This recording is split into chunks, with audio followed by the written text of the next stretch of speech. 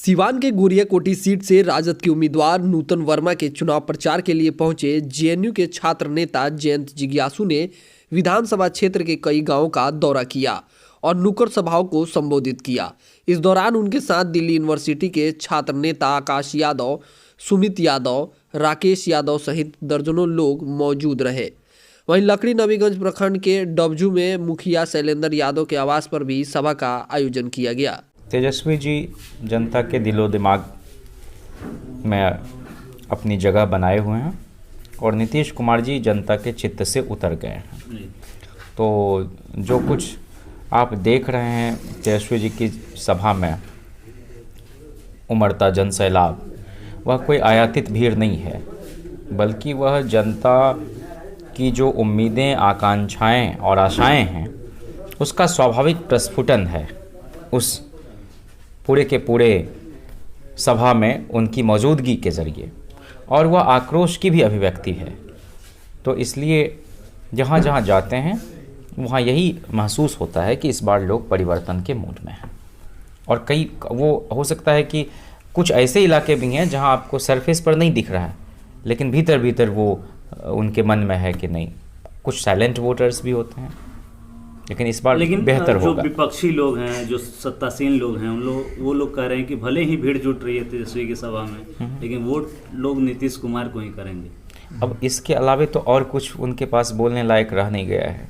लोगों ने कहा कि ये भीड़ में जो लोग आ रहे हैं, उनके नेता ने कहा ये सब उनके समर्थक हैं। तो ये बात वो मान रहे हैं ना कि हमारे इतने समर्थक हैं, और उनके यहाँ समर्थक भी नहीं हैं, सिंपैथाइज़र भी नहीं हैं, सपोर्टर नहीं है, सिंपैथाइज़र नहीं है, मेंबर्स नहीं है, तो फिर पार्टी चला काहे रहे? पार्टी तो समर्थकों से ही चलती है ना, सदस्यों से चलती है, कार्यकर्ताओं से चलती है, नेताओं से चलती है। और हम सब की तो ये कोशिश रही है कि जो हमारे सपोर्टर्स हैं, जो हमारे वोटर्स हैं, वो धीरे धीरे हमारे हमदर्द भी बन जाए। हम ख्याल हैं तब तो हमको वोट कर रहे हैं, एक तरह से सोच रहे हैं हम सब, हमारे एजेंडे से वो असहमति रख रहे हैं, तब ना हमको वोट कर रहे हैं। तो इसलिए वो पहले तो हमदर्द बने, सिंपैथाइज़र बने, और उसके बाद वो धीरे धीरे हमारे मेंबर्स भी बन जाएं। ये भी हमारी कोशिश है। दूसरा सवाल है कि जो तेजस्वी यादव ने 10 लाख रोजगार देने का वायदा किया है बिहार की युवा जनता से जी, उस पर विपक्षियों का कहना है कि ये 10 लाख रोजगार के लिए पैसे कहाँ से आएंगे। यहाँ तक नीतीश कुमार ने कहा कि ये पैसे जेल से आएंगे क्या। तो कैसे 10 लाख लोगों को रोजगार दिया जाएगा, एक बड़ा यक्ष प्रश्न है। जिस रोज़ यह बात एक तरह से कहें कि मजाक उड़ाया जाने लगा इस बहुत ठोस वायदे का, और ठोस कार्य योजना के साथ बहुत सोच समझकर एक सब कुछ कैलकुलेट कर लिया गया, उसके बाद यह वायदा किया गया। हवा में यह वायदा नहीं है, चूँकि ऐसा किया जा सकता है, चूँकि बिहार सरकार ने ही ना इतने पोस्ट क्रिएट कर रखे हैं, शिक्षकों के, डॉक्टर्स के, आपको वेटनरी डॉक्टर्स के, क्लर्क के। तो वो पद अगर खाली हैं तो बिहार सरकार ने क्या सोच के क्रिएट किया था? हम उतने लोगों का वेतन दे सकते हैं तब ना हम सृजित करते हैं कोई पद, और ऑलरेडी सृजित है लेकिन रिक्त है।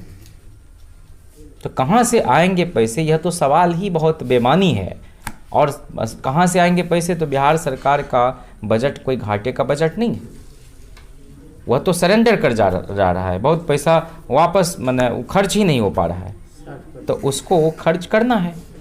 और जब खर्च करना है तो अगर सही मायने में आदमी चाहेगा कि इतने लोगों को हमको सही समय पर सैलरी देनी है, इतने लोगों को नौकरी देनी है, अस्थाई नौकरी देनी है, नियत में खोट नहीं होगा तो एकदम किया जा सकता है।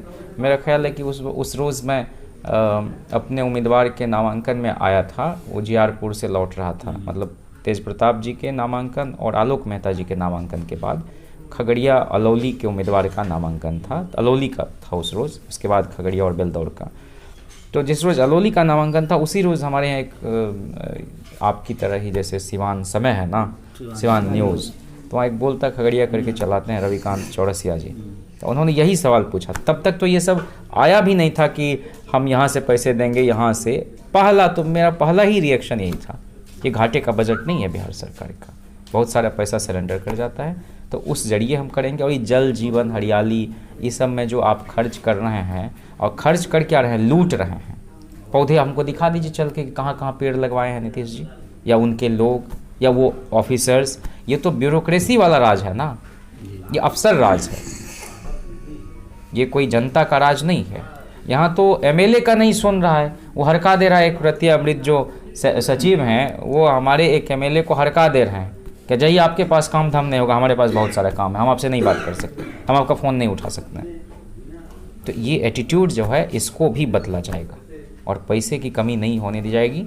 वो जब तेजस्वी जी मुख्यमंत्री बनेंगे, बहुत लोग नेता प्रतिपक्ष बने बिहार में, उसमें आपको